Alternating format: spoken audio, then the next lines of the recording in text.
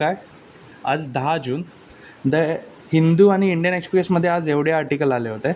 त्यातील आपण एक इलेक्शन कमिशनचा एक आर्टिकल बघणार आहोत. इलेक्शन कमिशनचा आर्टिकल बघणार आहोत. त्याच्यात काय दिलेलं आहे, election commission rule about can political particle use cockroach as a symbol. हा इंडियन एक्सप्रेस एक्सप्लेनमधला आर्टिकल आहे. तर बघा काय एक्झॅक्टली आहे काय या आर्टिकलमध्ये आहे काय. तर याच्यात काय आहे, कॉकरोच जनता पार्टी आणि निवडणूक चिन्हाचा वाद जो आहे तो याच्यात दिलेला आहे. म्हणजे एक्झॅक्टली काय दिलं आहे.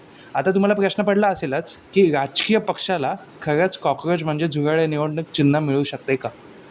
याच प्रश्नाचं उत्तर शोधताना आपल्याला भारताच्या निवडणूक व्यवस्थेतील काही महत्त्वाचे नियम समजतात. सगळ्यात पहिला काय, तर भारतातील निवडणूक चिन्हे ही election symbols reservation and allotment order 1968 अंतर्गत दिली जातात. आता चिन्हांचे दोन प्रकार असतात, एक रिझर्व सिम्बॉल आणि दुसरा एक फ्री सिम्बॉल्स. आता रिझर्व सिम्बॉल म्हणजे काय, रिझर्व सिम्बॉल म्हणजे कमळ, हात, हत्ती यासारखी चिन्ह जी विशिष्ट पक्षांसाठी कायमस्वरूपी राखीव असतात. तर फ्री सिम्बॉल्स म्हणजे काय, हे अपक्ष उमेदवार किंवा मान्यता नसलेल्या पक्षांना दिले जातात. म्हणजे उदाहरणार्थ बॅट, रिक्षा असे वेगवेगळे जे असतात ते सिम्बॉल्स तुम्ही बघतात इलेक्शनमध्ये ते.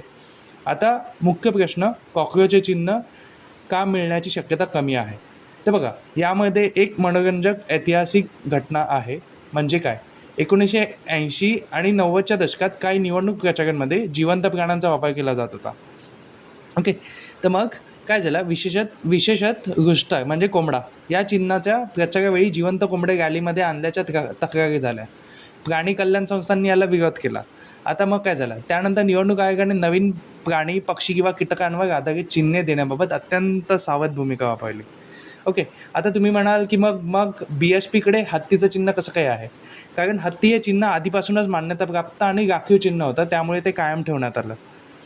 पण या संपूर्ण प्रकरणाचा सर्वात महत्त्वाचा भाग म्हणजे CJP स्वतः हा केवळ कॉकरोचचा प्रश्न नाही, हा बेरोजगारी भरती प्रक्रियेतील विलंब आणि युवकांच्या असंतोषाचा आवाज आहे. म्हणूनच UPSC आणि MPSCच्या दृष्टीने हा लेख महत्त्वाचा ठरतो. यात आपल्याला निवडणूक आयोगाची भूमिका, निवडणूक चिन्हांचे महत्त्व, राजकीय पक्षांची ओळख आणि आधुनिक सोशल मीडिया आधारित चळवळी याबद्दल माहिती मिळते. तर मित्रांनो, एका साध्या कॉकरोचच्या चर्चेतून आपल्याला भारतीय लोकशाहीतील अनेक महत्त्वाचे पैलू समजतात. जर तुम्हाला व्हिडिओ आवडला असेल तर लाईक करा, शेअर करा आणि सबस्क्राईब करायला विसरू नका. धन्यवाद.